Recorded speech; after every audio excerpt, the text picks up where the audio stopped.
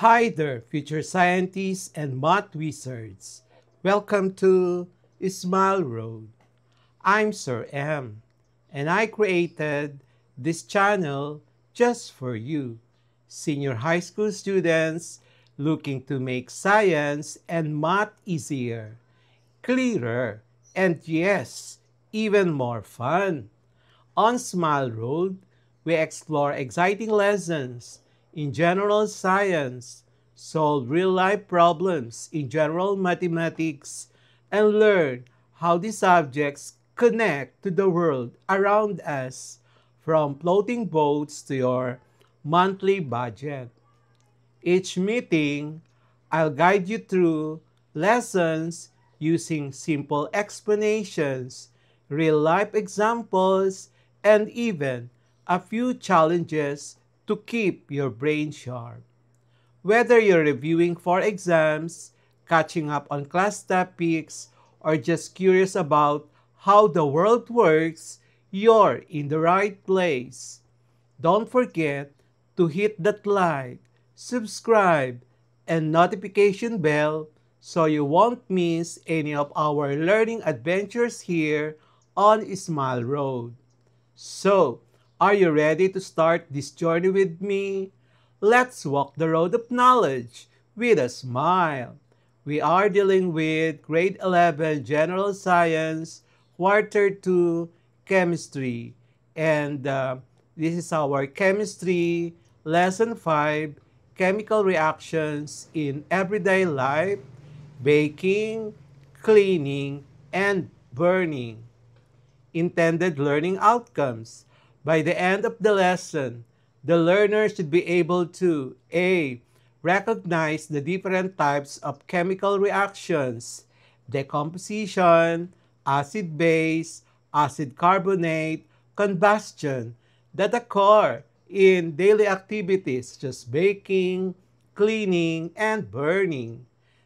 B. Explain the chemical changes involved in common household or and industrial processes. C. Relate the importance of these reactions to their practical applications in health, safety, and environmental concerns. Letter D. Differentiate between physical changes and chemical changes using real-life examples. Letter E. Appreciate the significance of understanding chemical reactions in making informed and responsible decisions in daily life. Introduction. Chemical reactions are not limited to laboratories or industries. They are happening all around us every day. From the food we cook, the way we clean, to the fuels we burn, chemistry plays a vital role.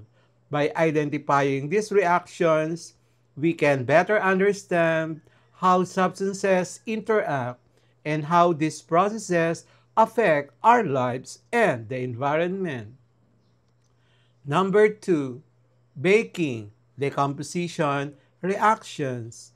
Key reaction. In baking, heat causes certain compounds to break down, releasing gases that make food rise. Example, sodium bicarbonate, which is a baking soda, decomposes when heated.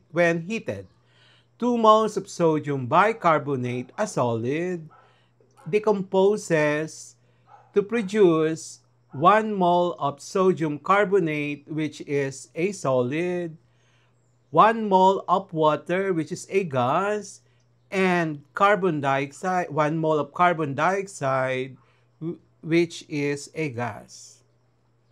Application. The released carbon dioxide gas makes cakes, breads, and pastries light and fluffy. Cleaning. Acid-base and acid carbonate reactions. Acids on carbonates.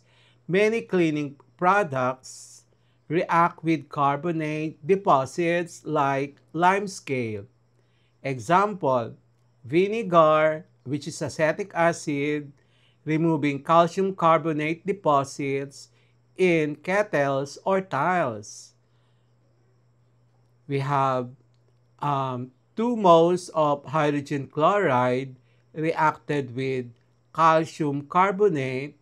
It produces 1 mole of calcium chloride, which is aqueous, 1 mole of water, which is liquid, and 1 mole of carbon dioxide, a gas. Acids on metals, corrosive reactions. Strong cleaning agents may react with metals, releasing hydrogen gas. So a zinc, which is a solid, reacted with 2 moles of hydrogen chloride, which is aqueous, to produce zinc chloride, which is aqueous, and 1 mole of hydrogen gas. Application. This is why harsh cleaners should not be used on metal surfaces. They may cause corrosion. Neutralization, the acid-base reaction. Some cleaning products rely on neutralization to remove dirt or odors. Example, baking soda, a weak base, neutralizing acidic odors in the refrigerators. Burning, which are combustion reactions. Key reaction. A combustion involves a substance reacting with oxygen to release energy in the form of heat and light. Example, burning of fuels like LPG, gasoline, or wood. So we have 1 mole of methane, a gas, reacted with 2 moles of oxygen, a gas, to produce 1 mole of carbon dioxide, 2 moles of water, a gas, and the release of energy. Application provides energy for cooking, heating, transportation, and electricity generation. Concern, incomplete combustion produces carbon monoxide, which is toxic, and soot, which pollutes the air. Real-life significance in baking show how chemistry contributes to food preparation and nutrition. In cleaning, demonstrates how chemical reactions help maintain hygiene and health, but also reminds us to use them safely. Burning provides essential energy but raises environmental issues like air pollution and climate change. Key takeaways: understanding chemical reactions in everyday life empowers learners to A. Recognize the role of chemistry in routine tasks. Use cleaning and fuel products responsibly. Make safer, environmentally friendly choices. Chemistry is not just a subject in school. It is the science that makes daily living possible. Challenging questions in chemistry lesson, Roman numeral number 5, chemical reactions in everyday life, baking, cleaning, and burning. Number 1. During baking, sodium bicarbonate breaks down upon heating to produce carbon dioxide gas that makes the dough rise. What type of reaction is this, and why is it essential for baking? Answer: the reaction is decomposition reaction because sodium bicarbonate breaks down into simpler substances when heated. 2 moles of sodium carbonate, when heated, decomposes to produce 1 mole of sodium carbonate which is solid, 1 mole of water which is a gas, and 1 mole of carbon dioxide, a gas. It is essential for baking because the carbon dioxide gas, the CO2 release during the decomposition, causes the dough to expand and rise, making the baked product light and fluffy instead of dense and flat. Okay, practice problem number 2. When vinegar, which is an acetic acid, is used to clean a kettle with calcium carbonate, lime scale, bubbles of carbon dioxide are released. Identify the reaction type and explain the evidence that supports your answer. Answer: the reaction between vinegar, acetic acid, CH3COOH, and calcium carbonate, CaCO3, is an acid-carbonate reaction, which is a type of neutralization reaction. The chemical equation is 2 moles of CH3COOH aqueous reacted with 1 mole of calcium carbonate, which is a solid, to produce calcium acetate, which is aqueous, and then 1 mole of water, and 1 mole of carbon dioxide, which is a gas.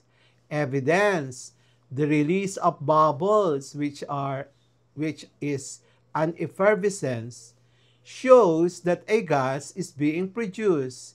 In this case, the gas is carbon dioxide, CO2, confirming that a chemical reaction has occurred.